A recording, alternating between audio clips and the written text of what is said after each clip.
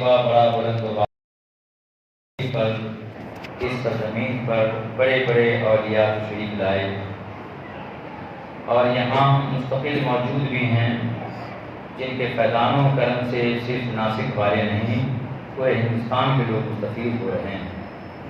وہ امام حسین کی اولاد میں شہنشاہ ناسک ہیں جو آپ کی ہی سرزمین پر جلوہ بار ہیں اور قدم قدم پر آپ سبھی کی رہنمائی فرما رہے ہیں۔ یہاں آنے والی بلا کو اپنی ولایت اور روحانیت سے ٹالتے ہیں اور آپ کو بلاؤں سے باذن رب محفوظ رکھتے ہیں۔ یہ صرف میں نہیں کہہ رہا ہوں، یہاں کے رہنے والے خوش عقیدہ مسلمانوں کا دل کہہ رہا ہے۔ دل کی بات ہمیشہ سچی ہوتی ہے، دماغ جھوٹ بھی بول سکتا ہے مگر دل کبھی جھوٹ نہیں بولتا۔ دل آپ کا ہمارا ہی گواہی ہوتا ہے۔ وقت تو زیادہ ہو گیا ہے، 12 بجے کے فوراً بعد شہزادہ غوث الورا کی جلوہ گری ہوگی۔ میں ان کی شان میں ان کی عظمت و شان کے ترنم سے کیا بیان کروں۔ یوں جان لیجیے کہ اس دور میں وہ اس شان کے مالک ہیں کہ ان کی تعریف کرنا ایسا ہے جیسے دن دوپہر میں چمکتے ہوئے سورج کو چراغ دکھائیں۔ بس یوں ہی آپ سمجھیں کہ وہ محتاج تعارف نہیں اور نہ وہ اس چیز کو پسند کرتے ہیں کہ ان کی کوئی تعریف کرے۔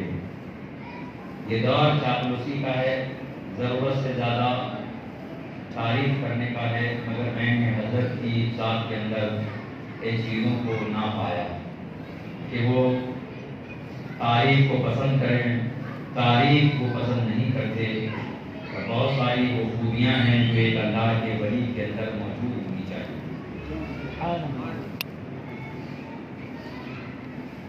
کسی کو ہم کرامتوں کے ذریعے ولی مانتے ہیں اور جانتے ہیں، مگر آپ کے پاس بھی ایک ذریعہ ہے کہ آپ اس ذریعے سے کسی بھی شخص کو جان سکتے ہیں کہ وہ اللہ کا ولی ہے یا نہیں ہے۔ کسی کے پاس جائیں، تھوڑی دیر بیٹھے خاموش اور اپنے دل کو ان کے دل کے ساتھ ملائیں۔ تصور میں آپ سینہ پھاڑ کے نہیں لے جائیں ان کے سینے کے پاس، تصور میں آپ یہ سوچیں کہ میرا دل ان کے دل کے قریب میں ہے، ان کے دل کے پیچھے ہے، اور پھر آپ اپنے دل کے توجہ کے ساتھ اس پہ غور کریں کہ ان کی محفل میں بیٹھ کر دنیا کی یاد آ رہی ہے یا اللہ کے رسول کی یاد آ رہی ہے۔ جن کی محفل میں دنیا کی دولت کے بجائے محبت رسول اور محبت خدا کی یاد آئے تو سمجھو اللہ کا محبوب بنتا ہے۔ یہ ایک ایسا نسخہ ہے کہ یہ وہی آزما سکتا ہے جو دل کے اعتبار سے خود ہی پاک ہو، صاف ہو اور ستھرا ہو، جن کے لقمے حرام کے وہ حرام کھاتے ہوں اور دل ان کا خود سیاہ ہو گیا ہو تو وہ کیا جانچے گا کہ فلاں اللہ کا ولی ہے یا نہیں ہے۔ پہلے صورت وقت زیادہ نہیں ہے کہ میں تمہید میں آپ کے سامنے کوئی دلیل گفتگو کروں۔ یہ شب درود شریف محبت والوں کے لیے ہے، اس لیے آئیے ہم اور آپ مل کر نہایت ہی عزت کے ساتھ گنبد خضرا کے حکیم سرور دنیا ولی رحمت عالم نور مجسم صلی اللہ علیہ وآلہ وسلم کی بارگاہ عالی جان میں درود و سلام کا ہدیہ نچھاور کریں۔ بڑی بلند آواز سے اللہم صلی علی سیدنا شفیعنا حبیبنا بارک وسلم صلاۃ و سلام علیک یا رسول اللہ اللہ محمد صلی اللہ علیہ وسلم نحن عباد محمد صلی اللہ علیہ وسلم۔ اللہ نے اپنے حبیب پاک صاحب دولات کو سراپا نور بنایا۔ حضور ایسے نہیں ہیں جیسا کہ کچھ لوگ سمجھتے ہیں کہ معاذ اللہ حضور ہماری طرح بشر ہیں۔ امام حضرت اعلیٰ حضرت محدث بریلوی نے حقیقت دیا کہ جو حضور کو بشر نہ جانے، کوئی اور مخلوق سمجھے، وہ بھی دائرہ اسلام سے خارج ہیں، کیونکہ حضور کو اللہ نے انسان بنایا۔ حضور کو کوئی بشر نہ مانے، کوئی دوسری مخلوق مانے تو وہ بھی کافر، اور جو حضور کو اپنے جیسا بشر مانے وہ بھی کافر ہے۔ حضور بشر ہیں لیکن وہ لا عقل بشر ہیں، ہم جیسے بشر کی طرح بشر نہیں ہیں۔ اللہ کی سرتابہ قدم شان ہے یہ، انسان نہیں انسان وہ انسان ہے یہ۔ قرآن کو ایمان بتاتا ہے انہیں، ایمان یہ کہتا ہے میری جان ہے۔ مختصر آپ سمجھ گئے کہ حضور ہماری طرح نہیں ہے، حضور کو اللہ نے بے مثل و بے مثال بنایا، اللہ نے اپنے نور سے اپنے حبیب کے نور کو بنایا۔ حضور سراپا سر اقدس سے لے کر پائے ناز تک نور ہی نور ہے۔ اعلیٰ حضرت کہتے ہیں تیری نسل پاک میں ہے بچہ بچہ نور کا، تو ہے عین نور تیرا سب گھرانہ۔ ہر سید جو پہلے ہوئے اور آج ہیں سارے سید نور ہیں، نورانی گھرانہ ہے۔ اس لیے ہمیں ان کی بارگاہوں میں معطر رہنا چاہیے، کیونکہ یہ سید ہونا آل رسول ہونا کسبی نہیں ہے، یہ اللہ تعالیٰ کی طرف سے عطا ہے، جسے اللہ نے چاہا محبوب کے گھرانے میں پیدا فرما دیا۔ کوئی ولی ہو سکتا ہے، غوث بن سکتا ہے، قطب الارشاد بن سکتا ہے، محنت سے، چلہ سے، وظیفہ سے، اللہ والوں کی صحبت سے کچھ بھی بن سکتا ہے، مگر کتنی ہی محنت کوئی کر لے اگر شیخ پٹھان ہے تو وہ سید نہیں ہو سکتا، کیونکہ سید ہونا یہ صرف اللہ کی عطا ہے۔ اللہ نے جن کو مختص کر لیا، خاص کر دیا کہ اپنے محبوب کے گھرانے میں پیدا کرنا ہے، وہی سید ہے۔ یہ کسبی نہیں ہے، ولی ہے، اللہ کی عطا ہے، کیونکہ یہ نور والوں کا گھرانہ ہے۔ تو محترم حضرات، ہمیں اعلیٰ حضرت نے درس دیا کہ جب تک کہ سجد سے کفر سرزد نہ ہو، یہاں تک کہ وہ گمراہ بھی ہو جائیں پھر بھی ان کی تعظیم ہے۔ اب اس سے اندازہ لگائیے کہ بریلی شریف سے سجدوں کے لیے ادب کس قدر سکھایا جاتا ہے، کہ بعد کے لوگوں نے واویلا مچایا کہ وہاں بندہ سیدوں کی تعظیم نہیں سکھائی جاتی ہے۔ اگر تعظیم دیکھنا ہو تو بریلی شریف مرکز اہل سنت پہ غور کریں تو قدم قدم پر آپ کو رہنمائی ملے گی کہ جو تعظیم اور جو ادب بریلی شریف میں ہے سجدوں کے لیے آپ کہیں نہیں پاؤ گے۔ پہلے صورت آج کی اس محفل میں سجد آ رہے ہیں، اور خاص بات یہ ہے کہ سجدوں میں جن کا رشتہ اور تعلق غوث اعظم سے ہے، ان میں سے ایک فرد جو فرد عظیم ہے وہ تشریف لا رہے ہیں۔ آپ نے بار بار ان کی صورت کو دیکھا، اٹھنا بیٹھنا دیکھا، آپ ان سے زیادہ واقف ہیں۔ اس لیے میرے دوستو، اللہ نے اپنے حبیب کو نور بنایا اور میرے آقا نور ہیں۔ ایسے نہیں ہیں جس طرح کے باطل فرقے کے لوگ کہتے ہیں کہ معاذ اللہ نبی ہماری طرح بشر ہے، کہیے مرتبہ معاذ اللہ۔ حضور نور ہیں، قرآن میں ہے اللہ نے فرمایا قَدْ جَاءَكُم مِّنَ اللَّهِ نُورٌ وَكِتَابٌ مُّبِينٌ۔ میں کل والی تقریر نہیں کروں گا، لیکن خطبہ مسنونہ کے بعد اسی آیت کریمہ کو پڑھنے کا شرف حاصل کیا جس کو میں نے کل پڑھا تھا کہ تحقیق کے تمہارے پاس اللہ کی طرف سے ایک نور آیا اور روشن کتاب، کتاب مبین کی مراد قرآن ہے۔ اب یہاں رسول اللہ کی دشمنی دیکھ لیجیے، جو نمازوں کا ڈھونگ رچاتے ہیں، عبادت گزار بنتے ہیں، اپنے آپ کو پکا مسلمان سمجھتے ہیں، وہابی دیوبندی کی جماعت، وہ یہاں بھی دشمنی کا اظہار کرتے ہیں، کہتے ہیں نہیں یہاں نور سے مراد حضور تھوڑے ہیں، قرآن کی اس آیت میں نور سے مراد بھی قرآنی ہے، یہ وہابی کہتے ہیں۔ بد دماغی دیکھ لیجیے، ان کے ذہن کو بھیجا کو مجھے لگتا ہے ناصر کے بھینسوں نے نہیں، کسی جنگل میں رہنے والی بھینس نے چر لیا ہے۔ بھائی ناصر کی بھینس اس طرح تھوڑے کم ظرف ہے کہ بدعقیدوں کے بھیجے کو چرے، تو کوئی جنگلی بھینس ہوگی اس نے چر لیا ہوگا، ویسے امید تو نہیں ہے۔ یہ ایسے اعمال کیے کہ خود ہی ان کا دماغ معاف ہو گیا۔ نبی پاک کو اللہ نے نور کہا قرآن میں، تو یہ انکار کرتے ہیں یہاں بھی نور سے مراد قرآن ہی ہے، جبکہ امام جلال الدین سیوطی جو مصر میں پیدا ہوئے زمانے کے مجدد ہیں، ان کی کتاب جلالین شریف 6واں پارہ، صفحہ 197 پلٹ کر دیکھ لیجیے۔ جس کتاب کو پڑھے بغیر نہ کوئی سنی عالم بنتا ہے نہ کوئی وہابی دیوبندی عالم بنتا ہے۔ جماعت سادسہ میں یہ تفسیر قرآن پڑھائی جاتی ہے۔ امام سیوطی فرماتے ہیں قد جاءکم من اللہ نور هو محمد صلی اللہ علیہ وسلم وکتاب قرآن مبین ظاہر، کہ نور سے مراد یہاں قرآن نہیں، کوئی اور شے نہیں، بلکہ نور سے مراد رب کے حبیب مدینے کے تاجدار محمد رسول اللہ صلی اللہ علیہ وسلم۔ اب بات تو کلیئر ہو گئی ہے کہ نور سے مراد کیا ہے۔ اگر ان احمقوں کے وقوفوں کی بات مان لیں اور قرآن مجید کی اس آیت میں نور سے مراد حضور کی جگہ کے بجائے قرآن لیں تو ترجمہ کیا ہوگا معلوم ہے آپ کو؟ تحقیق کہ اللہ کی طرف سے تمہارے پاس قرآن آیا اور قرآن آیا۔ بتائیے اللہ کے کلام میں کیا اس طرح کی بات ہو سکتی ہے؟ ایک انسان کے کلام میں فصاحت ہوتی ہے، بلاغت ہوتی ہے، اور قرآن تو ایسا کلام اس کا کوئی جواب ہی نہیں ہے۔ کیا آپ سوچ سکتے ہیں کہ اس طرح کی بات ہو سکتی ہے کیا قرآن میں جو غیر فصیح ہو اور فصیح انسان کے مقابلے میں بھی درجہ فصاحت سے اللہ کا کلام نیچے ہو؟ ہرگز نہیں۔ اگر وہابیوں کے کہنے کے مطابق نور سے مراد قرآن لے لے تو ترجمہ ہوا تحقیق کہ اللہ کی طرف سے تمہارے پاس قرآن آیا اور قرآن آیا۔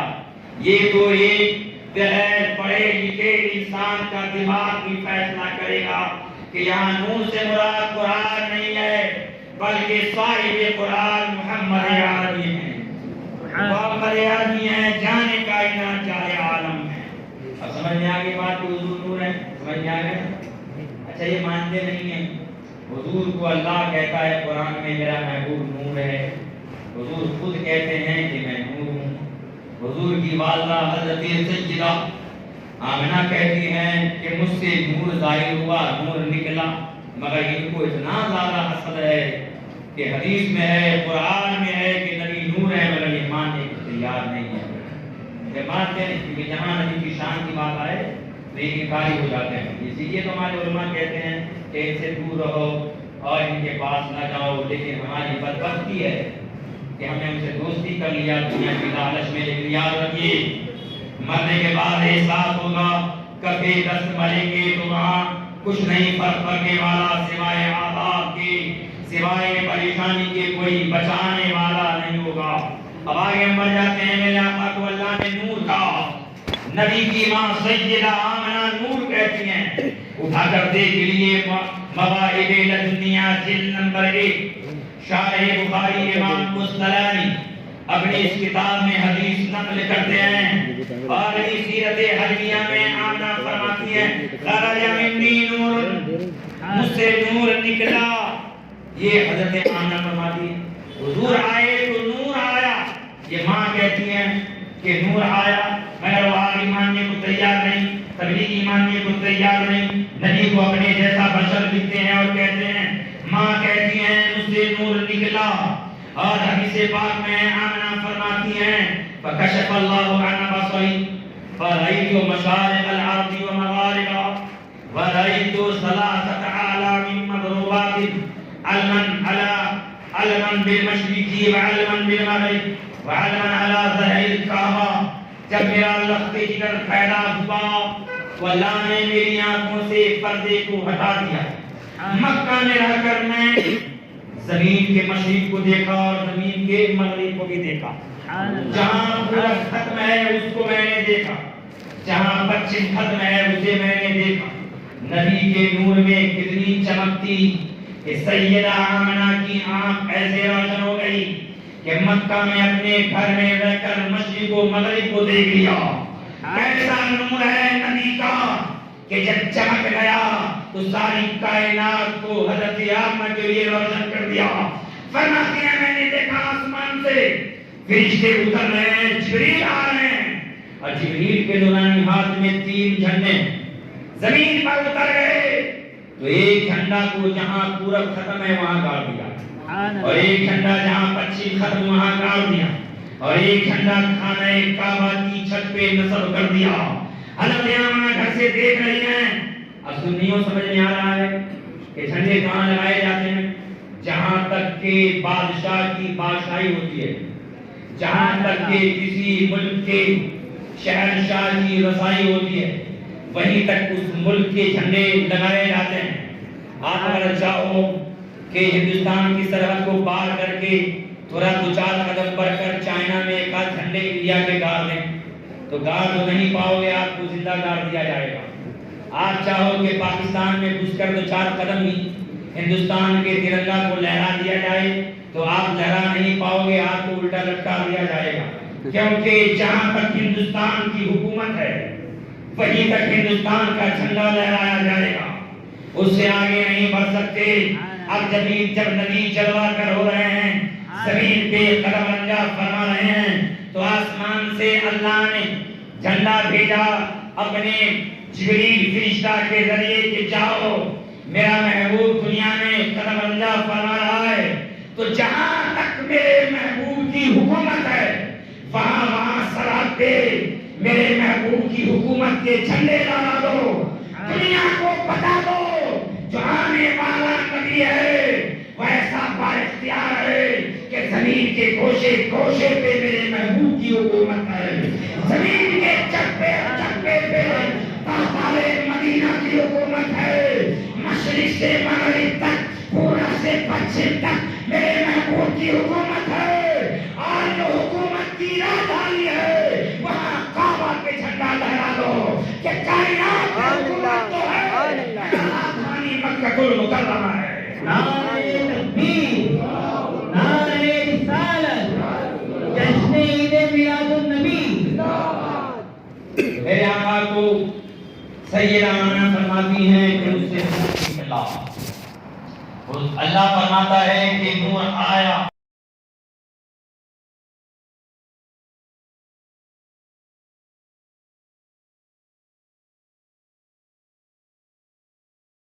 کے بعد آپ کے سامنے وہ حدیث پاک پیش کرتا ہوں جس میں یہ ارشاد ہوا کہ میں نور ہوں.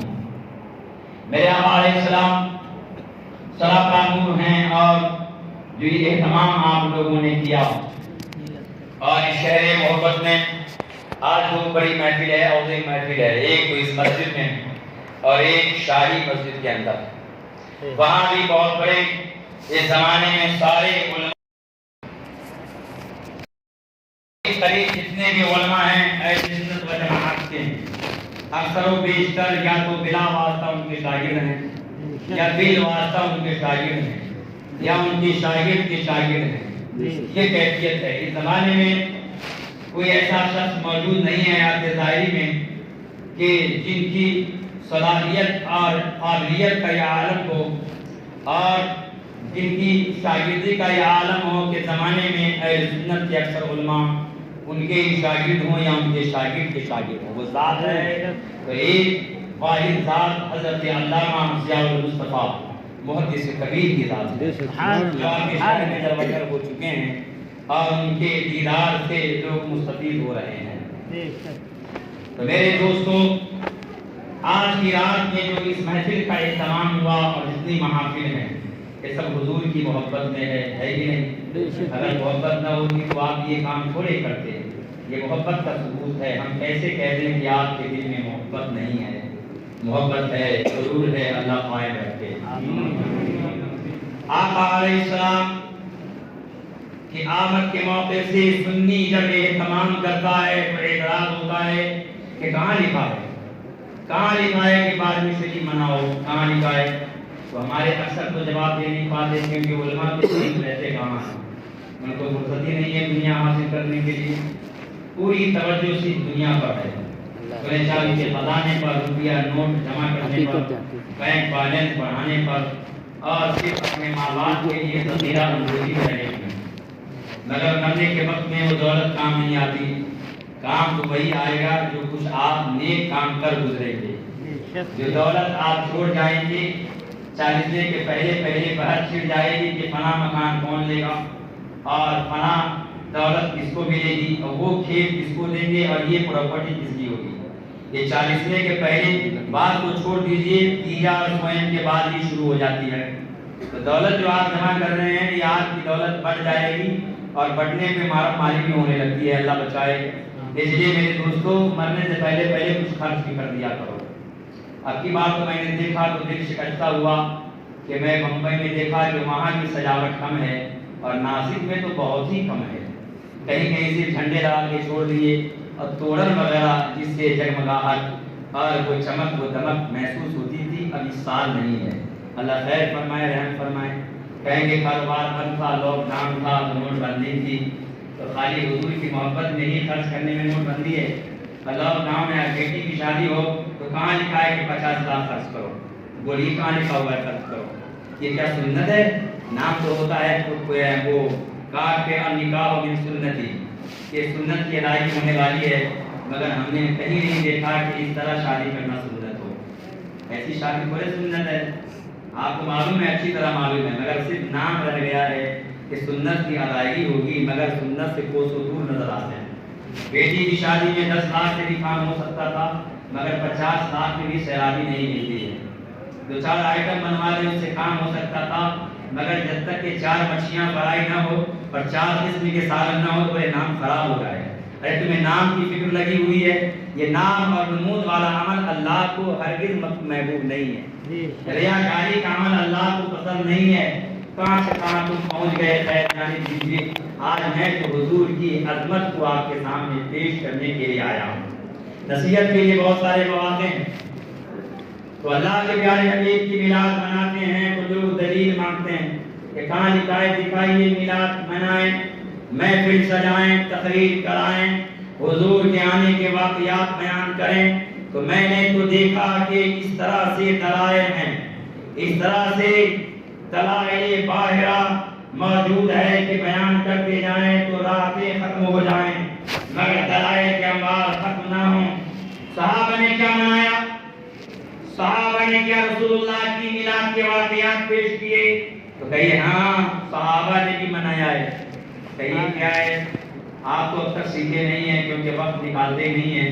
امام صاحب کے پاس آئیے، اپنے یہاں کے علماء کے پاس آئیے اور دین سیکھیے، کیونکہ دین سیکھنا ہر مسلمان مرد اور عورت پہ فرض ہے، لیکن سیکھیے۔ کہاں ہے دلیل کہ میلاد منائی جائے، محفل کا انعقاد ہو؟ تو میں کہتا ہوں کہ میرے آقا نے خود فرمایا ہے، بلکہ اللہ نے رسول اللہ کی میلاد کا بیان فرمایا ہے۔ قرآن سے پوچھیں گے جواب ملے گا۔ مصطفیٰ نے خود اپنی میلاد کا ذکر کیا، صحابہ نے تذکرہ کیا اور باضابطہ میلاد کی محفل کا انعقاد کرتے تھے۔ اب آئیے ہم حضور کی بارگاہ میں چلیں، میرے آقا خود ہی بتا دیں گے کہ میلاد کی محفل کی حقیقت کیا ہے۔ مشکوٰۃ شریف الٹ کر دیکھ لیجیے، صفحہ 513 اور صفحہ 514 پر یہ حدیث پاک ہے۔ سرکار کے صحابی روایت کرتے ہیں کہ مصطفیٰ جان رحمت سرور کائنات کے صحابہ موجود تھے، بڑی تعداد تھی۔ کسی صحابی نے کہا کہ اللہ نے حضرت ابراہیم کو اپنا دوست بنایا، بعض صحابہ نے کہا حضرت موسیٰ کو اللہ نے اپنا قریب بنایا، وہ راز کے جاننے والے ہیں۔ کسی صحابی نے یہ کہا کہ حضرت عیسیٰ روح اللہ کلمۃ اللہ ہے۔ کسی صحابی نے کہا اللہ نے آدم کو برگزیدہ بنایا، اللہ نے اپنا صفی بنایا۔ اچانک حضور اس محفل میں آ گئے اور ارشاد فرمایا، اے میرے غلاموں، جو کچھ تم نے کہا ہے میں نے سن لیا ہے اور تمہارے تعجب کرنے کو بھی میں نے سنا ہے۔ واقعاً ابراہیم کلیم اللہ ہے، موسیٰ کلیم اللہ ہے، عیسیٰ روح اللہ ہے، آدم کو اللہ نے چنا، یہ سب صحیح ہے، مگر میری سنو کہ میں کیا ہوں۔ میرے آقا نے کہا میرے صحابہ میری سنو کہ میں کیا ہوں۔ اب محفل صحابہ میں آقا اپنی عظمت و شان کو یوں بیان کرتے ہیں، الا وانا حبیب اللہ ولا فخر وانا حامل لواء الحمد یوم القیامہ تحته آدم فمن دونه وانا اول شافع واول مشفع ولا فخر وانا اول من يحرق حلق الجنة فيفتح الله لي فيدخلنيها ومعي فقراء المؤمنين فأنا أكرم الأولين والآخرين على الله ولا فخر. فرمایا آقا نے یہ تو اگلے نبیوں کی عظمت و شان تھی جو تم نے بیان کیا، میری شان بھی تو سنو. آگاہ رہو میں اللہ کا محبوب ہوں مگر میں فخر نہیں کرتا. آگاہ رہو حمد کا جھنڈا قیامت میں میرے ہاتھ میں ہوگا. اس جھنڈے کے نیچے حضرت آدم اور قیامت تک آنے والے سبھی ہوں گے مگر میں فخر نہیں کرتا. سب سے پہلے قیامت میں ہی شفاعت کروں گا اور سب سے پہلے میری شفاعت قبول ہوگی مگر میں فخر نہیں کرتا. سب سے پہلے قیامت میں جنت کا دروازہ میں ہی کھٹکھٹاؤں گا تو اللہ تعالیٰ جنت کا دروازہ میرے لیے کھول دے گا. اور جب میں جنت میں جاؤں گا تو میرے ساتھ فقیر مسلمان بھی پیچھے پیچھے داخل ہو جائیں گے. فقراء مسلمین ہوں گے، یہ نہیں کہا. جن کے جو کروڑ پتی ہوں گے وہ پیچھے پیچھے پیسے کے بل پہ جنت میں آ جائیں گے. امیر و نواب آ جائیں گے، دولت کے دلدار، دولت کے فرشتہ لوگ آ جائیں گے. دنیا کے دھنی آئیں گے نہیں. نبی نے کہا جب دروازہ کھولا جائے گا میرے لیے کھولا جائے گا اور جب میں جانے لگوں گا تو مجھے فقراء المؤمنین فقراء المسلمین تو میرے ساتھ فقراء مسلمین بھی داخل ہو جائیں. سبحان اللہ. یہ نہیں دیکھا جائے گا کہ داڑھی دکھا اعمال چیک کرا تک جانا. کیوں؟ کیونکہ نبی آگے ہوں گے اور فقیر مسلمان پیچھے پیچھے ہوں گے. کوئی سوال نہیں آ اور بغیر حساب و کتاب کے داخل ہوں گے. اب بغیر حساب و کتاب کی حدیث تو بہت ہیں اور جسے اعلیٰ حضرت عظیم البرکت نے اپنی کتاب الامن والغلا کے اندر نقل فرمایا ہے. ادھر علماء رجوع کریں اور آپ علماء سے سنیں. میرے آقا فرماتے ہیں کہ میں دروازہ کھلواؤں گا تو کھلے گا اور میرے پیچھے پیچھے فقراء مومنین ہوں گے. وَأَنَا أَكْرَمُ الْأَوَّلِينَ وَالْآخِرِينَ. اور میں پورے جہان میں جو آئے اور جو آنے والے ہیں جو آ چکے ہیں تمام اولین و آخرین میں سب سے زیادہ اللہ کی بارگاہ میں عزت والا ہوں مگر میں فخر نہیں کرتا. اب آپ بتائیے کوکنی مسجد میں جلوہ فرما ہونے والے سنی ہوں، حضور نے اپنی زبان سے جو بتایا یہ ہے کیا کہ حضور کی میلاد نہیں ہے تو اور کیا ہے؟ ہم سنی لوگ کیا بیان کرتے ہیں؟ یہ تو بیان کرتے ہیں شان مصطفیٰ. یہ تو بیان کرتے ہیں میلاد نہیں ہے. بولی میلاد ہے کہ نہیں ہے؟ ضرور ہے. تو آقا علیہ السلام نے بیان کیا صحابہ علیہ السلام اور میرے نبی کس قدر فرماتے ہیں؟ ترمذی شریف جلد نمبر 2 صفحہ 201 پر عن انس بن مالک قال قال رسول الله صلى الله عليه وسلم انا اول الناس خروجا اذا بعثوا وانا خطيبهم اذا وفدوا وانا مبشرهم اذا يئسوا فلواء الحمد يومئذ بيدي وانا اکرم كل آدم على ربي ولا فخر. فرمایا مصطفیٰ نے انس بن مالک صحابی رسول روایت کرتے ہیں کہ جب لوگ فرماتے ہیں آقا جب قیامت آئے گی قبریں کھلے گی تو سب سے پہلے جس کی قبر کھلے گی جو سب سے پہلا انسان قبر سے نکلے گا وہ کوئی اور نہیں میں رہوں گا. فرمایا آقا نے جب لوگ وقت بن کر اللہ کی بارگاہ میں عرضی لے کر جائیں گے تو اس کا سردار اور خطیب کوئی نہیں ہوگا میں رہوں گا. جب لوگ نا امید ہو جائیں گے کہ بخشش ہوتی ہے جنت ملتی ہے یا جہنم جب مایوس ہو جائیں گے تو میں ہی جنت کی خوشخبری سناؤں گا. جب لوگ نا امید ہو جائیں گے قیامت کی ہولناکی دیکھ کر تو خوشخبری سنانے والا کوئی اور نہیں ہوگا میں رہوں گا. کہ گھبراؤ نہیں میں ہوں جنت کا ضامن موجود ہوں. میرے آقا مدینے کے تاجدار فرماتے ہیں لواء الحمد یومئذ بیدی. حمد کا جھنڈا اس دن میرے ہاتھ میں ہوگا. آج وہ جھنڈا دیکھ کر گلاٹی مار کے بھاگتے ہیں. پاجامہ تو اونچا ہوتا ہی ہے ایسا قرآن بھرتے ہیں کہ لگتا ہے کہ کوئی زلزلہ آ گیا ہو. یہ جھنڈا دیکھ کر بہت بھاگ رہے ہیں، کہاں تک بھاگیں گے؟ کوکری محلہ میں لگا دے، سجا دے تو یہاں سے لمبا ہو جاتے، شہر میں سجائیں تو جنگل میں بھاگ جاتے، مکان میں رہنے کے مجبور ہو جاتے، اپنے آپ کو قید کر دیتے کہ سنی بریلوی جھنڈے لگا رہے ہیں، دیکھ دیکھ کے ٹینشن آ رہا ہے۔ ان سارے وہابیوں دیوبندیوں سے کہہ دینا جھنڈے سے کہاں تک بھاگو گے؟ ارے جھنڈا دنیا میں بھی لگ رہا ہے، قیامت تک لگے گا، اور یہ جھنڈا صرف دنیا میں ختم نہیں ہوگا بلکہ قیامت میں جب میرے آقا جلوہ گر ہوں گے، اولین ہوں گے، آخرین ہوں گے، آقا علیہ السلام سے لے کر عیسیٰ روح اللہ تک صبح قیامت تک سارے کے سارے نبی کے جھنڈے کھڑے ہوں گے، تو کہاں تک بھاگو گے؟ جھنڈا یہاں بھی ہے اور جھنڈا قیامت کے میدان میں بھی رہے گا۔ نعرہ تکبیر، نعرہ رسالت، جشن عید میلاد النبی، مسلک اعلی حضرت۔ کہتے ہیں کہاں ہے لکھا ہوا میلاد مصطفیٰ صحابہ نے منایا؟ سنیے نسائی شریف جلد ثانی صفحہ 266۔ یہ نسائی شریف ایسی کتاب ہے جو صحاح ستہ میں سے ایک ہے، جلد نمبر 2 میں صفحہ 266 پر ہے۔ راوی حدیث روایت کرتے ہیں کہ ایک مرتبہ حضرت امیر معاویہ صحابہ کے ساتھ جلوہ کریں، بہت سارے لوگوں کا دماغ جو ہے فیل ہو جاتا ہے جب ان کا نام لیا جاتا ہے۔ بہت سارے بابا نکل پڑے ہیں جو معاذ اللہ گستاخی کرتے ہیں اور نہ جانے کیا کیا کہتے ہیں حضرت امیر معاویہ کو۔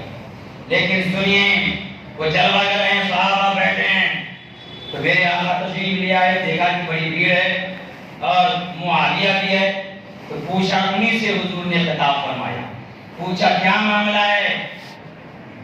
ما اجلسکم، تمہیں کس چیز نے تمہیں بیٹھایا ہے؟ اجلسکم، ما اجلسکم، ما استفہام کے لیے، کس چیز نے تم سب کو بیٹھا کے رکھا ہے؟ تو جواب دیا صحابہ نے، بہت سارے صحابہ نے ایک ساتھ فرمایا، عرض کیا، جلسنا ندعو اللہ، جلسنا ندعو اللہ ونحمدہ علی ما ہدانا لدینہ ومن علینا بیکا۔ عرض کیا صحابہ نے، یا رسول اللہ، ہم اس لیے بیٹھے ہیں کہ مل بیٹھ کر اللہ کو یاد کر رہے ہیں اور اللہ کی حمد و ثنا بیان کر رہے ہیں، اور یہ بیان کر رہے ہیں کہ اللہ نے ہمارے درمیان آپ کو بھیج کر احسان کیا۔ یہ بھی ذکر کر رہے ہیں کہ آپ نہ آتے تو کیا ہوتا۔ یہ تذکرہ ہے، 3 چیزوں کا ذکر ہے، ندعو اللہ۔ مسند امام احمد بن حنبل جلد نمبر 4 کے اندر اس حدیث پاک میں ندعو کے بجائے نذکر اللہ ہے کہ ہم اللہ کا ذکر کر رہے ہیں اور اللہ کی حمد بیان کر رہے ہیں کہ اللہ نے خالص اپنی رحمت سے ہمیں دین اسلام میں پیدا فرمایا، دین مذہب اسلام میں پیدا کر کے مسلمان بنایا، اور آپ کو بھیج کر اللہ نے ہم پر احسان فرمایا۔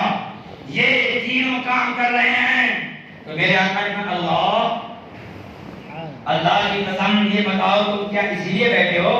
تو صحابہ نے کہا، اللہ کی قسم ہم نہیں بیٹھے، ما جلسنا الا لذالک، ہم نہیں بیٹھے یہاں کسی اور کام سے مگر اسی کام کے لیے بیٹھے ہیں۔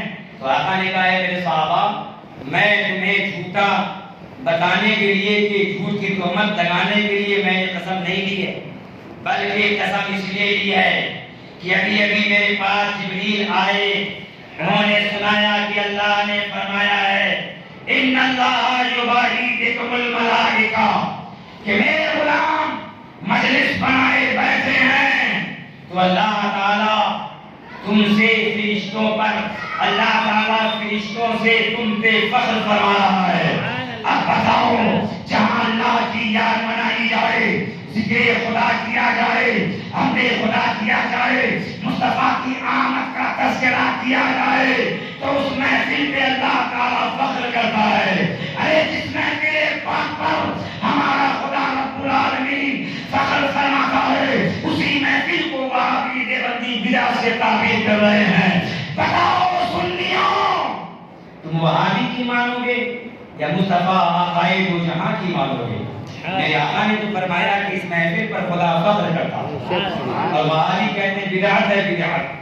تو بتاؤ اتنی شاندار اور صحیح رہنمائی کے باوجود اگر کوئی بہک جائے بھٹک جائے تو سمجھو کہ اس کا ستارہ گردش میں ہے, وہ بدنصیب ہے. اب کوئی یہ نہ کہے کہ حضرت یہاں تو ایسا کہیں لکھا ہی نہیں ہے کہ صحابہ میلاد پڑھ رہے تھے. میلاد میں حضور کے آنے کا ذکر تو ہونا چاہیے, دلیل ہے تو بتائیے ہم مان جائیں گے. تو سنیے الدر المنظم فی مولد نبی اعظم میں علامہ دمشقی حدیث پاک لکھتے ہیں حضرت عبداللہ بن عباس صاحب کے رسول ہیں, ان کے بارے میں فرماتے ہیں کہ عبداللہ بن عباس رضی اللہ تعالی عنہ ایک مرتبہ کیا کر رہے تھے, انہو کانا یحدث ذات یوم فی بیتہ وقائع ولادتہ صلی اللہ علیہ وسلم فیستبشرون ویحمدون اللہ ویصلون علیہ فإذا جاء النبی صلی اللہ علیہ وسلم وقال حلت لکم شفاعتی. حضرت عبداللہ بن عباس اپنے گھر میں لوگوں کو جمع کر کے بٹھا کر نبی پاک کی ولادت کے واقعے کو سنا رہے تھے. نبی پاک کی ولادت کے واقعات سنا رہے تھے. تو وہ تو سنا رہے تھے, اب سننے والے کا عالم کیا تھا, وہ بھی حدیث پاک میں ہے کہ سننے والے فیستبشرون, سننے والے سن سن کر خوش ہو رہے تھے اور مسکرا مسکرا کے سنتے تھے. اور کیا تھا وَيَحْمَدُونَ اللَّهَ, اور سن سن کر الحمدللہ کہتے تھے. اللہ کا شکر ہے کہ میرے آقا کو اللہ نے ایسا پیدا فرمایا. اللہ کا ذکر بھی کرتے الحمدللہ بھی کہتے تھے. اور بیچ بیچ میں وَيُصَلُّونَ عَلَيْهِ, ادھر جب حضور کی آمد کا ذکر کرتے تھے تو بیچ بیچ میں صحابہ نبی پر درود بھی پڑھتے تھے. وَيُصَلُّونَ عَلَيْهِ, ذرا دیکھیے میلاد شریف میں ہوتا کیا ہے. جب ہمارا مقرری آتا ہے تو سب سے پہلے اللہ کی حمد کرتا ہے کہ نہیں, الحمدللہ کہتا ہے کہ نہیں, یا اللہ کی حمد و ثنا پہلے, پھر حمد و ثنا کرنے کے بعد اللہ تعالیٰ کی شان و عظمت کا تذکرہ, نبی پاک کی آمد کا تذکرہ, نبی پاک کی فضیلت, نبی پاک کے اختیار کو, نبی پاک کے علم غیب کو, نبی پاک کی خوبیوں کو, نبی پاک کے خصائل کو, نبی پاک کی صفات کا تذکرہ کرتے ہیں. اور جب تذکرہ کرنے لگ جاتے ہیں تو بیچ بیچ میں نبی پر درود و سلام بھی پڑھتے ہیں. یہ کوئی نیا کام نہیں ہے, بلکہ 1400 سال پہلے نبی کے صحابہ بیٹھتے تھے اور کوئی صحابی یہ عمل کرتا تھا, نبی کی نام پڑھتا تھا, اللہ تعالیٰ کی حمد کرتا تھا, نبی پر درود پڑھتا تھا. تو عبداللہ بن عباس نبی پاک کی آمد کے واقعے کو بیان کر رہے تھے اور صحابہ مسکرا مسکرا کے سنتے تھے, اللہ کی حمد بیان کرتے تھے, بیچ بیچ میں الحمدللہ کہتے تھے, سارے صحابہ کہتے تھے اور نبی پر درود پڑھتے تھے. اب دیکھ لیجیے آگے ہوا کیا. ابھی یہ منظر جاری تھا, محفل جاری تھی, صحابہ بیٹھے تھے, نبی پاک کے چچا زاد بھائی عبداللہ بن عباس پڑھ رہے تھے کہ آقا آ گئے. فَإِذَا جَاءَ النَّبِيُّ صلی اللہ علیہ وسلم, کہ اچانک رب کے محبوس محفل میں آ گئے. تو اگر یہ خراب کام ہوتا تو حضور ڈانٹ کے سب کو بھگا دیتے, چل نکل یہ کیا کر رہا ہے, مسجد میں جا نماز پڑھ, وہاں مراقبہ کر, وہاں تسبیح پڑھ, جاؤ یہ کام کرو, یہ نیکی ہے. میرا ذکر کرنے سے تمہیں ملنے والا ہے کیا؟ میرے آقا نے دیکھ کر یہ نہیں فرمایا, اچانک جلوہ گر ہوئے تو میرے آقا خوش ہوئے. خوشی میں آقا نے فرمایا ہے میرے صحابہ, تم نے یہ عمل کیا, اللہ کی حمد و ثنا کیا, مجھ پر درود بھیجا, حلت لکم شفاعتی, اب تمہارے لیے میری شفاعت حلال ہو گئی. حلال ہونا مانا کرنا تو یہ عام ہے. ارے شفاعت تو ہر مسلمان کے لیے حضور کی حلال ہے. گناہگاروں کی شفاعت کرائیں گے, میرے نبی گناہگاروں کو بخشوائیں گے. ہر مومن کے لیے نبی کی شفاعت ہے, چاہے وہ نیکوکار ہو, متقی پرہیزگار ہو, چاہے وہ گناہگار ہو, اہل کبائر میں سے ہو, سب کے لیے, سارے ایمان والوں کے لیے نبی کی شفاعت حلال ہے. مگر یہاں حلت کا معنی وجب ہے. اے میرے غلاموں, تم نے یہ محفل کیا تو تمہارے لیے میری شفاعت واجب ہو گئی. جس کام پہ نبی کی شفاعت مل جائے، جس محفل کے صدقے میں بخشش ہو جائے، ایسی محفل کو وہابی کہتے بدعت ہے۔ پتہ نہیں یہ بدعت کہاں سے لے کر آتے ہیں، بلکہ یوں کہو کہ ان کی جماعت خود بدعت ہے۔ ان سے پوچھئے، کہتے میلاد شریف کیا حضور کے زمانے میں تھی؟ کیا یہ جلوس تھا؟ وہ تھا؟ کہ آپ کہو گے نہیں، کیونکہ آپ کو معلوم ہے نہیں بولو گے تو بدعت کہے گا وہ۔ لیکن آپ یہ تو کہو کہ کیا تمہاری تبلیغی جماعت صحابہ کے دور میں تھی؟ کہے گا نہیں۔ پھر پوچھئے کیا تابعین کے زمانے میں تھی؟ وہ کہے گا نہیں۔ بتاؤ ائمہ مجتہدین کے زمانے میں تھی جماعت؟ نہیں۔ تمہاری جماعت تو 100-150 سال کی ہے، بہت اس سے بھی کم زمانے کی ہے۔ بتاؤ جب تمہاری جماعت تبلیغی اس زمانے میں نہ تھی، بعد کی ہے، تو یہ بدعت کیسے نہیں ہے؟ نبی کی میلاد منانا بدعت ہے، مجلس کرنا بدعت ہے، محفل کرنا بدعت ہے۔ تم کہتے ہو جلوس بدعت ہے، جھنڈے لگانا بدعت ہے، خوشیوں کا اظہار کرنا بدعت ہے۔ ارے یہ سب تو اعمال خیر ہے، بدعت نہیں ہے۔ نبی کے غلاموں کا طریقہ ہے جو 1400 سال سے آ رہا ہے، یہ تو بدعت نہیں ہے۔ تمہاری جماعت کا سراپا بدعت ہے، تمہارا امیر بدعت ہے، اور تمہارا مولوی بدعت ہے، تمہارا سارا خاندان بدعت ہے۔ یہی جواب نہ دے پائے تو کم سے کم دماغی جواب تو دے دیا کریں، کیونکہ اللہ نے آپ کو بھرپور عقل دیا ہے، آپ کو شعور دیا ہے۔ سنی سے کوئی نہیں جیت سکتا ہے، یاد رکھیے۔ سنی میں اگر غیر عالم بھی ہو تو ان کے اچھے غیر عالم ہمارے سنی ہوں تو ان کے اچھے عالم کو بھگا دیتے ہیں، ایسی بحث کرتے ہیں۔ لیکن آپ کے لیے ضروری ہے کہ علم دین سیکھیے۔ یہ ایک حدیث پاک ہوئی، دوسری حدیث پاک یہ بھی اطول المنظم فی مولد نبی اعظم میں ہے۔ انا ابی قال حضرت ابو درداء صحابی رسول روایت کرتے ہیں کہ میں حضور کے ساتھ کہیں جا رہا تھا، تو جاتے جاتے مدینہ شریف میں اس گلی سے گزر ہوا جہاں پہ صحابی رسول حضرت عامر انصاری کا گھر پڑتا تھا۔ جب گزر رہے تھے حضور تو ابو درداء صحابی رسول فرماتے ہیں کہ حضور کے کان میں آواز آئی کہ عامر انصاری کے گھر سے کچھ آواز آ رہی، کچھ پڑھنے کی آواز آ رہی۔ میرے آقا ان کے گھر میں گئے، حضور گھر میں داخل ہوئے تو دیکھا حضرت عامر انصاری ساری رسول وہاں جلوہ فرمائے، اپنے خاندان والوں کو، گھر والوں کو بیٹھائیں۔ وَكَانَ يُعَلِّمُ بَحَائِيَ وِلَادَتِهِ عَلَيْهِ السَّلَامِ لِأَبْنَائِهِ وَعَشِيرَتِهِ وَيَقُولُ هَذَا الْيَوْمِ میرے آقا کے صحابی عامر انصاری اپنے گھر والوں کو، بال بچوں کو، خاندان والوں کو بٹھا کر کہہ رہے تھے، هذا اليوم آج کا ہی دن ہے حضور کی آمد کا، 12ویں شریف کا دن تھا، آج کا ہی دن ہے حضور کے تشریف لانے کا، یہی دن ہے کہ نبی جب آ کر ہوئے اچانک حضور پہنچ گئے تو دیکھا کہ میری آمد کا ذکر ہو رہا ہے۔ تو میرے آقا نے یہ نہیں فرمایا کہ غلط کر رہے ہو، نماز پڑھو، روزہ رکھو، یہ کرنے سے کیا ملے گا؟ نہیں، نبی نے جو جواب دیا، میلاد پڑھ کر صحابی گھر والوں کو سنا رہے تھے تو نبی خوش ہو گئے۔ نبی نے فرمایا ان اللہ فتح لک ابواب الرحمت والملائکہ، اور فرمایا آقا نے وملائکۃ اللہ کلہم یستغفرون لک ومن فعل فعلک نجاتک، اور کما قال نبی نے فرمایا یا عامر تو نے نہیں میلاد پڑھا تو سنو، اللہ نے تیرے لیے رحمتوں کے دروازے کھول دیا ہے، اور اللہ تعالیٰ کے سارے فرشتے تمہاری بخشش کی دعا مانگ رہے ہیں، اور یہ صرف تمہارے لیے ہی نہیں بلکہ قیامت تک جو بھی یہ کام کرے گا، تیرے جیسا عمل کرے گا تو تیرے جیسا ہی وہ بخشا جائے گا۔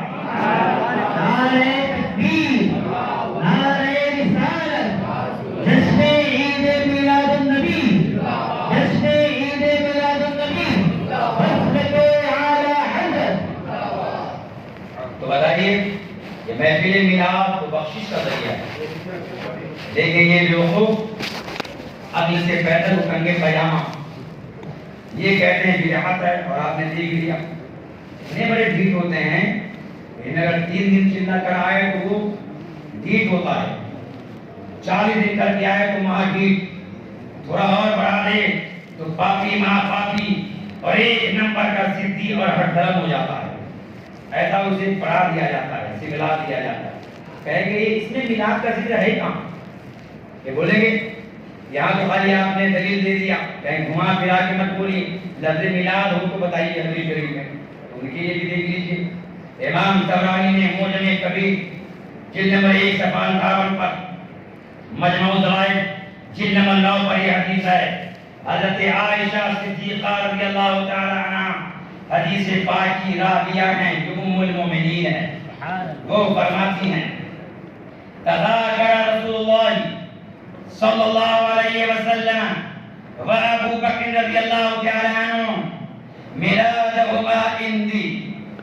ہم سب کی ماں کہتی ہے کہ ایک مرتبہ رب کے محبوب سرور کائنات نے حضور نے اور ابو بکر صدیق نے میرے سامنے اپنی اپنی میلاد پڑھی.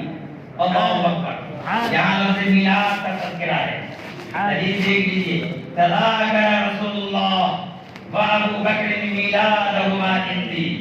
حضور سرور کائنات نے اور ابو بکر نے اپنی اپنی پیدائش کا میلاد کا تذکرہ کیا میرے سامنے. اب ام المومنین گواہ ہیں کہ میلاد پڑھنے والے مصطفیٰ، میلاد پڑھنے والے ابو بکر ہیں، مگر اندھے نزدیوں کو خبر نہیں. خبر بھی ہے تو حسد میں چل رہے ہیں. نبی کی میلاد کو بدعت کہتے ہیں. بتاؤ جب نبی نے پڑھا، ابو بکر نے پڑھا، گواہی دینے والی صدیقہ ہیں، ام المومنین عائشہ ہیں، تو بتاؤ یہ عمل بدعت ہو سکتا ہے کیا؟ بتاؤ میلاد کی محفل بدعت ہو سکتی ہے؟ نہیں. میرے آقا کی محفل میلاد بدعت نہیں ہے بلکہ بھائی سے ثواب ہے. بدعت نہیں ہے بلکہ نیک کام ہے.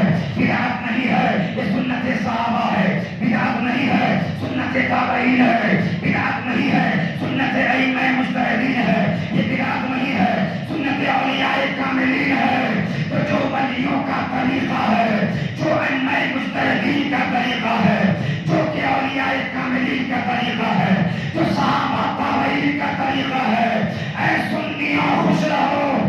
وہ عمل ہم سنی کر رہے ہیں، بریلوی کر رہے ہیں، جس سے ہمارا خدا اور مدینے کے مصطفیٰ راضی ہوتے ہیں. اور میلاد کے لیے اور جھنڈا اور جلوس کے لیے تو کل بڈالہ میں ہم نے دلائل پیش کر دیا تھا. اور جو میں بول رہا ہوں نا، یہ ساری باتیں ہماری ایک کتاب کے اندر ہے. مولانا صاحب، مولانا کوثر، یہ لوگ پڑھے ہوں گے. یہ ساری باتیں ایک کتاب ہے جس کا نام ہے میلاد کیا ہے. اصل میں وہ کتاب تقریری ہے جو میں پہلے 1998 سے تقریر کرتا تھا. تو تقریباً 2015 میں وہی تقریر چھپی جو میں پہلے کرتا تھا، یہی جو میں بول رہا ہوں. تو میلاد کیا ہے میں یہ ساری باتیں مندرج ہیں. آپ چاہیں تو رجوع کر سکتے ہیں، لیکن اس وقت تو کتابیں بہت کم ہیں. میں جب پہلی بار کتاب یہ چھپ کر آئی تو میں جے پور باہمی شریف میں لے کر گیا. میرے ساتھ میں 500 کتابیں تھیں. جب میں تقریر ختم کیا اور اعلان کیا کہ کتاب موجود ہے اور فلاں صاحب لے کر کھڑے ہیں، تو لوگ پیسے نکال کر ایسے چھینا جھپٹی کرتے تھے جیسے کہ سونے چاندی کے سکے بن رہے ہیں. یہ عالم تھا. پہلی بار میں نے لوگوں کو کتاب خریدتے ایسے دیکھا. 5 کتاب والا وہ تھیلی لے کر اور جھولا لے کر بھاگتا تھا. لوگ 100-200 نہیں، ہزاروں ہزار جھولے والے کے پیچھے بھاگتے تھے. یہ عالم تھا. دیکھتے ہی دیکھتے آدھے گھنٹے کے اندر 500 کتاب اس طرح سے گئی کہ پتہ ہی لگا کہ کتاب آئی تھی کہ نہیں آئی تھی. یہ عالم تھا. اور یہی چیز جو ہم نے بیان کیا ہے کتاب کے اندر ہے. آپ چاہیں تو اپنے گھر میں رکھیے، اور اردو پڑھنے آتی ہو تو پڑھیے، نہیں پڑھنے آتا ہو تو بچوں سے پڑھوا کر سنیے، تاکہ ان سارے معمولات کی دلیلیں آپ کو یاد ہو جائیں. یاد بھی نہ کریں تو کم سے کم پر وہ سرور کے لیے کہ سنیں گے تو خوشی ملے گی. سن کر واہ میرے آقا کی شان کیا ہے. ایک بھی اہل سنت کا معمول بغیر دلیل کے نہیں ہے. دلیل مانگتے ہیں. تو اس عنوان کو اب یہیں پہ ہم ختم کریں، آگے بڑھتے ہیں. میرے آقا علیہ الصلوۃ والتسلیم کے بارے میں، میرے حضور کے بارے میں کہتے ہیں کہ حضور نے منایا ہو تو بتائیے. تو منانے کا طریقہ کیسا ہونا چاہیے؟ بہت سارے لوگ ہوں گے جو کل روزہ رکھیں گے، دیوانے روزہ رکھیں گے بارش شریف کا. یہ طریقہ کہاں سے ملا ہے؟ مدینے کے تعداد کی بارگاہ سے ہی ملا ہے. مسلم شریف کی حدیث پاک ہے، مسلم شریف جلد اول صفحہ 379. آپ لوگ کہاں جا رہے ہیں؟ تھک گئے؟ کہیں جا رہے ہیں؟ آئیے فارغ ہو کر آئیے. ویسے بہت سارے لوگ ہے کہ نہیں، کیونکہ ایسی محفل ہوتی ہے کہ یہاں سننے والا، سنانے والا، اور جو کسی کام سے آیا ہو، کسی کو بلانے آیا ہو اور وہ سننے نہیں آیا، وہ بھی بیٹھ جائے تو وہ بھی محروم نہیں رہتا، وہ بھی بخشا جاتا ہے. یہ حدیث پاک بخاری شریف میں ہے. اگر بیان کروں گا تو پھر تقریر بہت لمبی ہو جائے گی کہ دوسرے کام سے آنے والا بھی ایسی مقدس محفل میں آتا ہے تو وہ بھی محروم نہیں رہتا، وہ بھی بخشا جاتا ہے، فیض لے کر جاتا ہے. بے شک سبحان اللہ. میرے نبی نے ان سے پوچھا گیا، سئل عن صوم الاثنین، آقا علیہ السلام سے پیر کے روزے کے بارے میں پوچھا گیا. حضور آپ ہر پیر کو روزہ سے کیوں رہتے ہیں، روزہ رکھتے ہیں؟ تو میرے آقا نے یہ نہیں کہا کہ نفلی روزہ ہے تو بھی رکھ سکتے ہو، نفل رکھنے میں ثواب ہوتا ہے اس لیے رکھو، نہیں. میرے آقا سے پوچھا گیا حضور آپ روزہ کیوں رکھتے ہیں ہر پیر کو؟ تو نبی نے فرمایا فیہ ولدت وفیہ انزل علی، میں پیر کو روزہ اس لیے رکھتا ہوں کہ میں پیدا ہوا ہوں تو پیر کو ہی پیدا ہوا، اور سب سے پہلی وحی آئی تو پیر کے دن ہی نازل ہوئی. سبحان اللہ. اس لیے رکھتا ہوں روزہ پیر کا کہ میں جب دنیا میں آیا تو پیر کو ہی آیا، پہلی وحی آئی تو پیر کو ہی آئی. اور ایک حدیث میں یہ ہے کہ جب میں اٹھایا جاؤں گا تو پیر کو ہی اٹھایا جاؤں گا، میں اسی دن اٹھایا جاؤں گا. میرے آقا مدینے کے تاجدار رحمت عالم جانے کائنات نے یہ فرمایا جس دن میں آیا وہ پیر کا دن تھا، پیر کو ہی پہلی وحی آئی اور اسی دن میں اٹھایا جاؤں گا. تو روزے کی وجہ معلوم پڑ گئی کہ میرے آقا نے روزہ رکھ کر اپنی ولادت کے دن کو منایا. سبحان اللہ. روزہ رکھ کر منایا. تو اگر ہم سنی منائیں تو تمہیں کیوں تکلیف ہو رہی؟ پیٹ ہمارا خالی ہوگا، روزہ ہم رکھیں گے، افطاری ہم کھائیں گے، تو تیرے پیٹ میں جلن کیوں ہو رہی ہے؟ تو چپ رہنا، کام ہم کریں تکلیف تم کو. تو یاد رکھیے 12ویں منانا، نبی کی آمد کا دن منانا ایسا نہیں کہ میرا بلا دلیل ہوا ہے، بالکل نہیں ہے. اب ذرا سنیے میرے آقا علیہ السلام کی حدیث پاک کو آپ سنیں گے تو آپ کا دل و دماغ روشن ہوگا کہ میرے آقا نے کیسے منایا ہے. اور سنیے امام بہقی نے سنن کبریٰ جلد نمبر 9 میں، اور اس حدیث پاک کو امام سیوطی نے اپنی کتاب حسن المقصد فی عمل المولد کے اندر نقل فرمایا ہے. حضور نبی کریم علیہ الصلوۃ والتسلیم نے اعلان نبوت کے بعد حضور نے جانور ذبح کیا. اور جانور ذبح کرنے کے لیے لفظ آیا ہے بہقی شریف میں، وہ یہ ہے ان النبی صلی اللہ علیہ وسلم اقا بعد النبوتی، اقا عن نفسه بعد النبوتی، اور کما قال نبی پاک سرور کائنات نے اعلان نبوت کے بعد اپنی جانب سے حضور نے خود عقیقہ کیا. عقیقہ کیا، عقہ لگایا. اعلان نبوت کے بعد حضور نے خود اپنی طرف سے عقیقہ پیش کیا. اب امام سیوطی بہت بڑے مجدد ہیں، نویں صدی کے مجدد، انہوں نے اپنی کتاب میں اس حدیث کو نقل کیا اور فرمایا کہ عقیقہ تو حضور کے دادا جان حضرت عبد المطلب نے 7ویں دن ہی کر دیا تھا، 7ویں روز کر دیا تھا. تو پھر آقا علیہ السلام نے جانور ذبح کیا اور لفظ ارشاد پر، اور اس میں یہ ہے صحابہ نے کہا آقا میرے نبی نے عقیقہ کیا اپنی طرف سے اعلان نبوت کے بعد، جبکہ عقیقہ تو نبی پاک کا 7ویں دن ہی آپ کے دادا عبد المطلب نے کر دیا تھا. فالعقیقۃ لا تعاد مرۃ ثانیہ، اور عقیقہ کا عمل دوبارہ دہرایا نہیں جاتا ہے کہ نہیں؟ ایک بار آپ کا ہو گیا ہو گیا، آپ کے ابا نے کر دیا ہو گیا. عقیقہ کا عمل دہرایا نہیں جاتا ہے.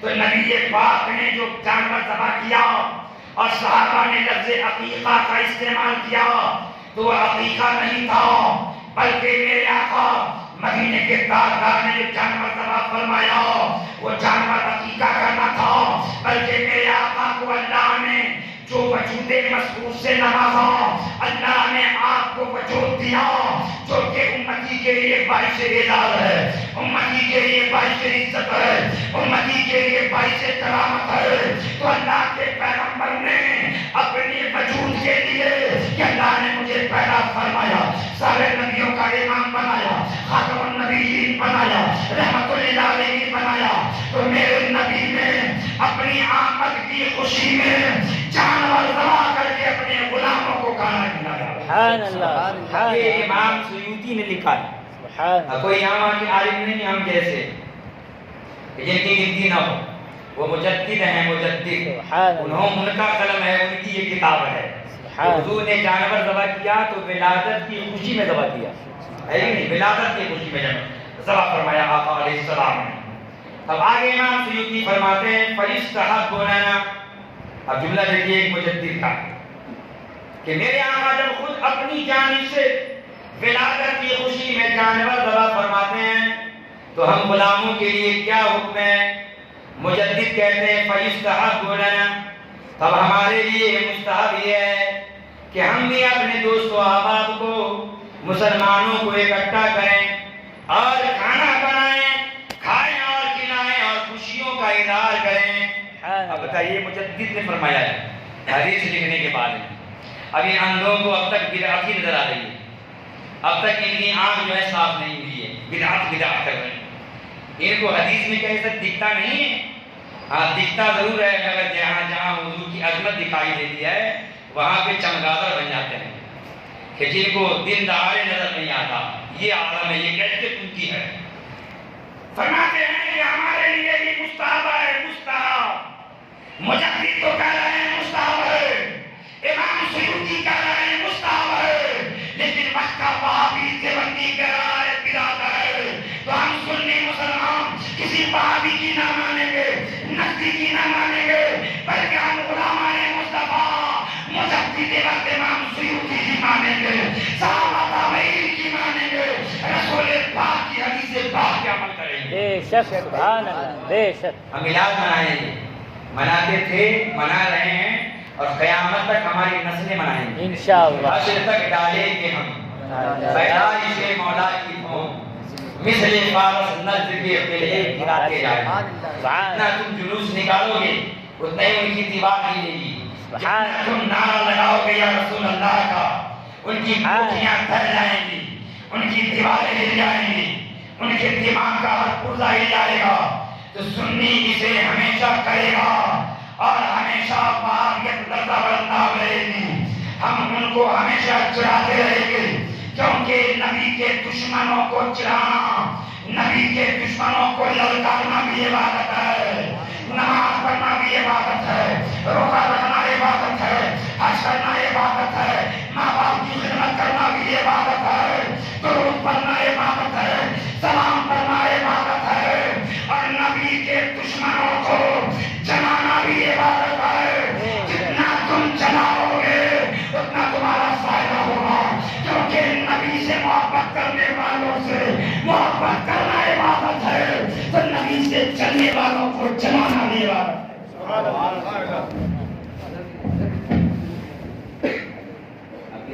نعرہ تکبیر، نعرہ رسالت، جشن عید میلاد النبی، اولاد غوث اعظم، فیضان غوث اعظم، خلیفہ روح تاج الشریعہ۔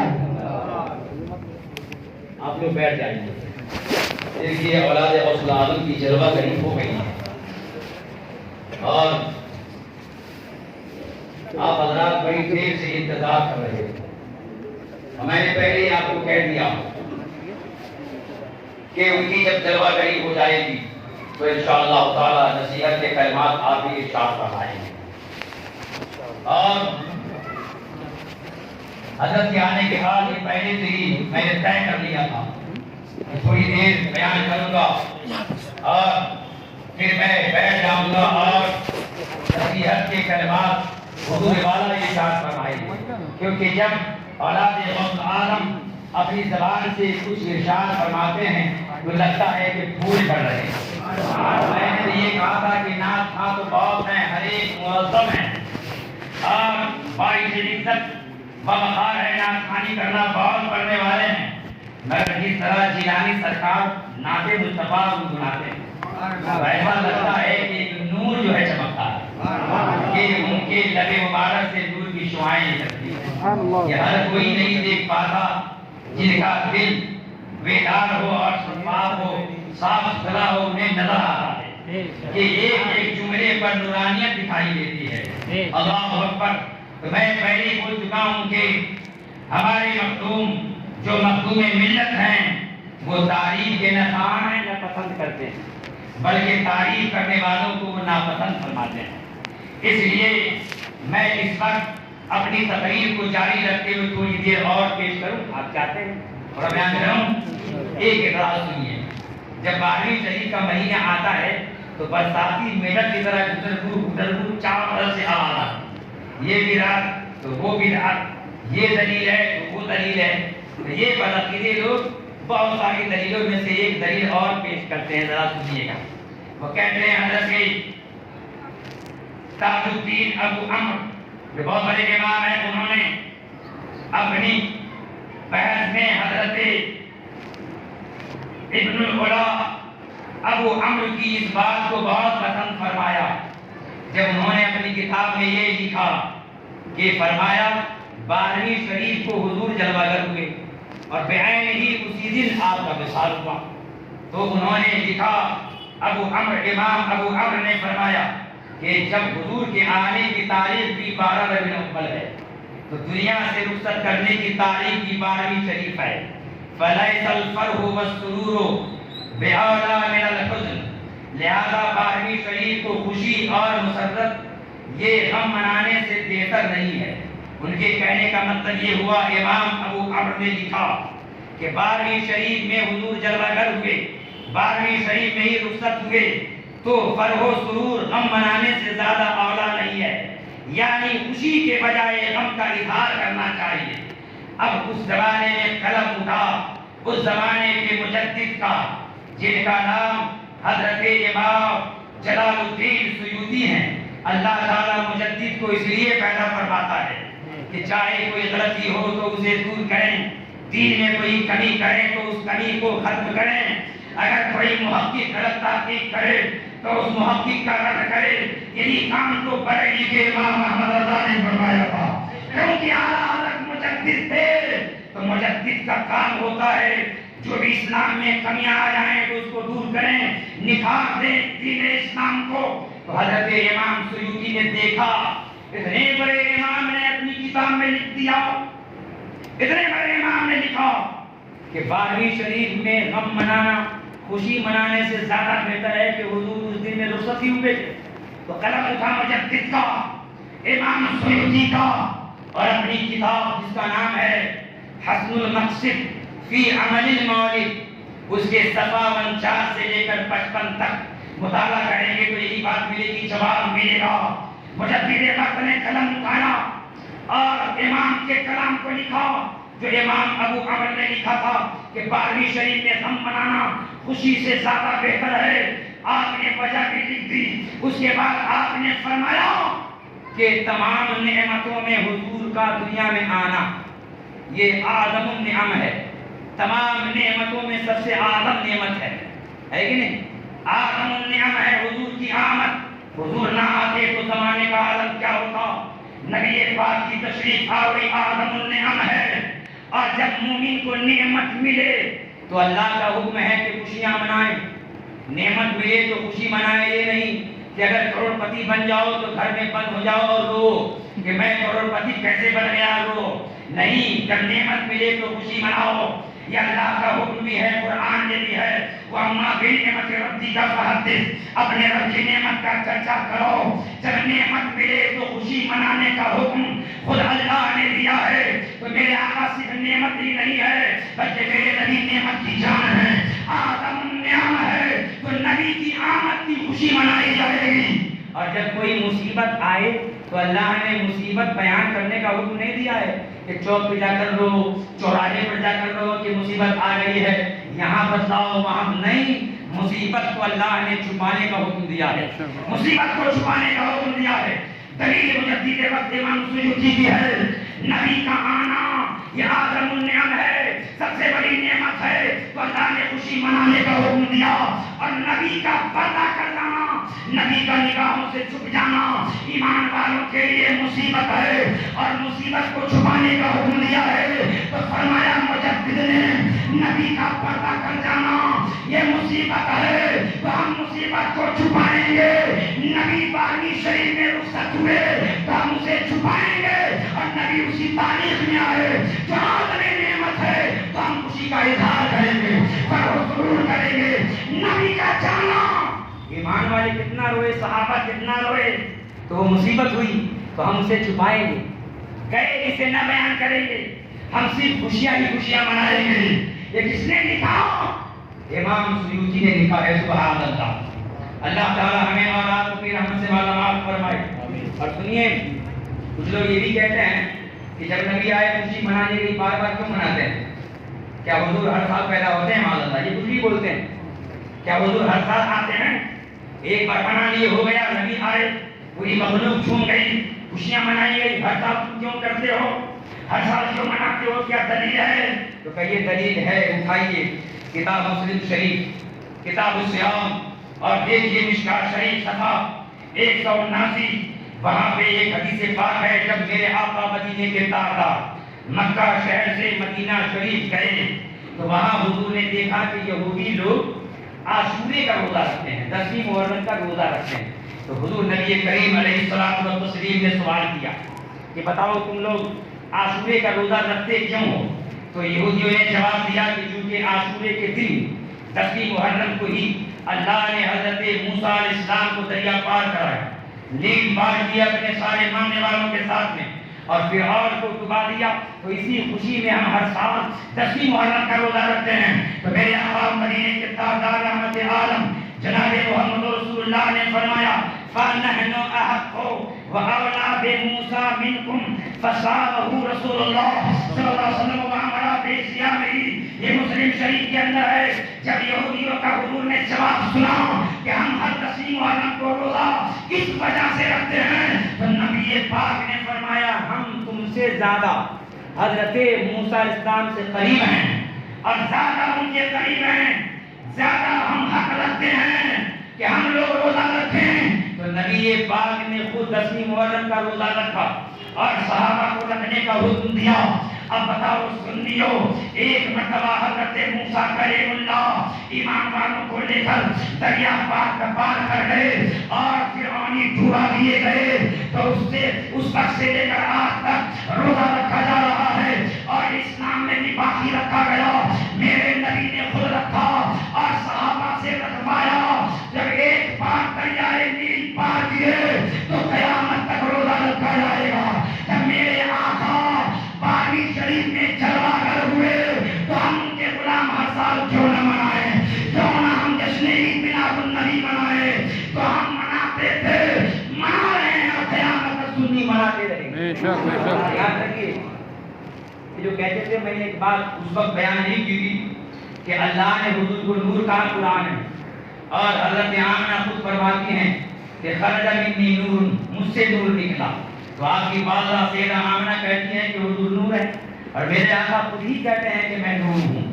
اس کے باوجود بھی یہ لوگ معاذ اللہ اپنے جیسا بشر کہتے ہیں۔ اس لیے تو ہم سنیوں کا پیغام ہے، مرکز اہل سنت سے پیغام دیا جاتا ہے، اور یہی پیغام اولاد غوث العالم جیلانی سرکار بھی ارشاد فرماتے ہیں۔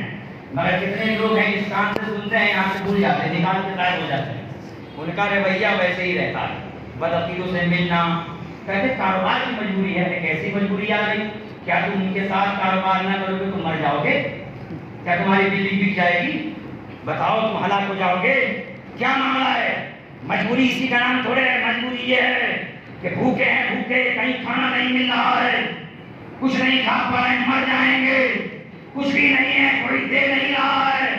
ایسے وقت میں اگر کہیں سے بھی مل جائے جان بچانے کے لیے تو کہیں گے مجبوری ہے۔ یہ کون سا کاروبار ہے کہ تمہاری مجبوری ہے؟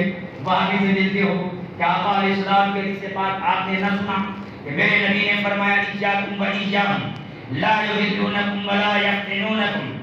میرے آقا نے فرمایا تم ان سے دور رہو، انہیں اپنے قریب نہ آنے دو، کہیں وہ تمہیں گمراہ نہ کر دیں، کہیں وہ تمہیں فتنے میں نہ ڈال دیں۔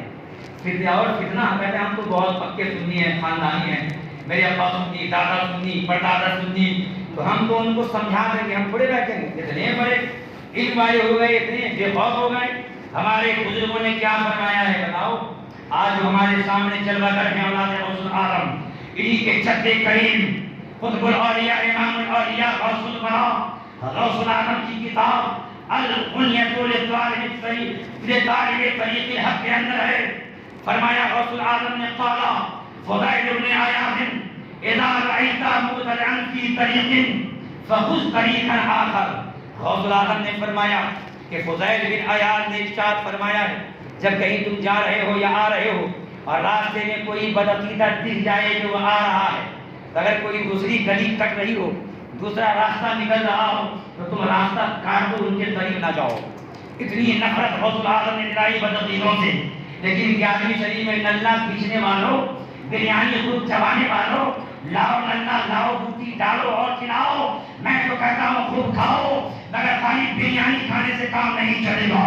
11ویں شریف کی بریانی بھی کھاؤ اور غوث العالم کے فرمان پر بھی عمل کرو، غوث العالم کے ارشاد پر بھی عمل کرو۔ وہ غوث العالم جو زندگی بھر باطلوں سے لڑتے رہے، بدعقیدوں سے مناظرہ کرتے رہے، رافضیوں سے مقابلہ کرتے رہے، اہل باطل سے لڑتے رہے، اور جیسے چاہا دلیلوں سے چٹ کیا۔ جب دلیل سے نہ مانتے تھے تو غوث البراء اپنی کرامت سے باطلوں کو سیدھا فرماتے تھے، باطلوں کو ہرا دیا کرتے تھے۔ وہ غوث العالم زندگی بھر باطلوں سے مناظرہ کیا، اہل باطل سے مجادلہ کیا اور حق کو ثابت کیا، احقاق حق فرمایا، ابطال باطل فرمایا۔ لیکن تم غوث العالم کے ماننے والے کہلا رہے ہو، کاروبار وہابی کے ساتھ کر رہے ہو، غوث العالم کی 11ویں منانے والے بن رہے ہو، لیکن وہابیوں دیوبندیوں سے دوستی کر رہے ہو۔ اب تو یہ ہو گیا ہے کہ اگر ڈائریکٹ وہابی کو نہیں بلاتے ہیں تو کہتے ہیں یہ ہماری بوا کے سمدھی جی ہیں، یہ ہماری نانی کے نواسے کے فنا صاحب ہیں، کسی نہ کسی بہانے سے بلا لیتے ہیں۔ آپ کو معلوم نہیں ہے شہر ناسک میں مفتی نام پالا نے کتنا کام کیا ہے، خون جگر دیا ہے ناسک شہر کے لیے، اور ناسک کی ایک مثال تھی کہ یہ ناسک ایسا شہر ہے کہ یہاں وہابیوں کی دال نہیں گلتی ہے، یہاں ان کے پھیرے نہیں لگتے ہیں۔ لیکن اب لوگوں کے اندر لچک آ رہی ہے، وہابی کی دوستی بڑھ رہی ہے، خفیہ کام ہو رہا ہے، تکبیریں کی جا رہی ہے۔ اب کوئی امام رد کرتا ہے، کوئی عالم رد کرتا ہے تو لوگ ان کے رد پر تعریف کو نہیں کرتے، ان کی برائی کرتے ہیں، ان کے خلاف پلان بناتے ہیں۔ سنیوں تم کہاں جا رہے ہو؟ تم بھول گئے مفتی نان پالا کی کرامتوں کو، کیا بھول گئے ان کی خدمات کو؟ مفتی نان پالا نے کتنا اچھا کام کیا تھا، اس لیے ضروری ہے کہ جب مفتی نان پالا نے مسلک رضا کے پیغام کو عام کیا تھا، ہر ایک کے سینے میں ڈالا تھا، ہر ایک کو جامع عشق مسلک رضا پلایا تھا، تو ہمیں اسے باقی رکھنا ہے، ہمیں عمل کرنا ہے، وہابیوں کو شہر میں گھسنے نہیں دینا ہے۔ مگر یہ کس سے ہوگا؟ لوگ تو کہتے ہیں بھائی مولانا کا کام سنانا ہے، اپنے کو تو کاروبار چلانا ہے، مگر یہ کاروبار تمہیں مرنے کے بعد کام نہیں دے گا۔ کام لینے والے غوث العالم ہیں، کام جو آئیں گے غریب نواز ہیں، کام جو آئیں گے شہید اعظم شہید کربلا ہیں، کام جو آئیں گے قبر میں اور رسول اعظم مصطفیٰ جان رحمت ہیں۔ کاروبار کی وجہ سے کسی پر عقیدے سے دوستی مت کرو، اگر کوئی کر رہا ہے تو دوستی ترک کر دے۔ کاروبار میں کوئی ان کو شریک بنایا ہے تو پارٹنرشپ ختم کر دے، ورنہ یہ ہلاکت کا ذریعہ ہوگا۔ یہ پیغام اللہ والوں کا ہے، یہی پیغام جیلانی سرکار کا ہے۔ امید کرتا ہوں کہ آپ پیغام پہ عمل کریں گے اور دشمنان دین کے لیے ہمارے تمہارے دل میں وہی ہوگا جو پیغام تاجدار بیگے نے دیا تھا۔ دشمن احمد پہ شدت کیجیے، مریدوں کی کیا محبت کیجیے، شرک ہے جس میں تعظیم نبی، اس پورے مذہب پہ لعنت کیجیے۔ میرے نبی کو قرآن نے نور کہا، سیدہ آمنہ نے نور کہا، اور نبی خود فرما رہے ہیں اول ما خلق اللہ نوری، سب سے پہلے اللہ نے میرے نور کو بنایا۔ حضور خود نور کہہ رہے ہیں، قرآن نور کہہ رہا ہے، سیدہ آمنہ نور کہہ رہی ہے، تبھی تو بریلی کا امام کہتا ہے تیری نسل پاک میں ہے بچہ بچہ نور کا۔ دیکھو نبی کے شہزادے جلوہ گر ہیں، فرماتے ہیں بریلی کے تاجدار تیری نسل پاک میں ہے. بچہ بچہ نور کا تو ہے اہل نور، تیرا سب گھرانہ نور کا. وہ حدیث نور باقی رہ گئی، وقت زیادہ ہو گیا ہے کیونکہ حدیث چھوٹی نہیں ہے، جس کو امام بخاری کے استاد نے اپنی کتاب مسنف میں نقل کیا ہے. وہ حدیث اگر میں بیان کروں گا تو کافی وقت لگ جائے گا، اس لیے میں اختتام کرتا ہوں اور یہی عرض کرتا ہوں کہ آپ لوگ اپنے ایمان و عقیدے کی حفاظت کی فکر کرتے رہیں.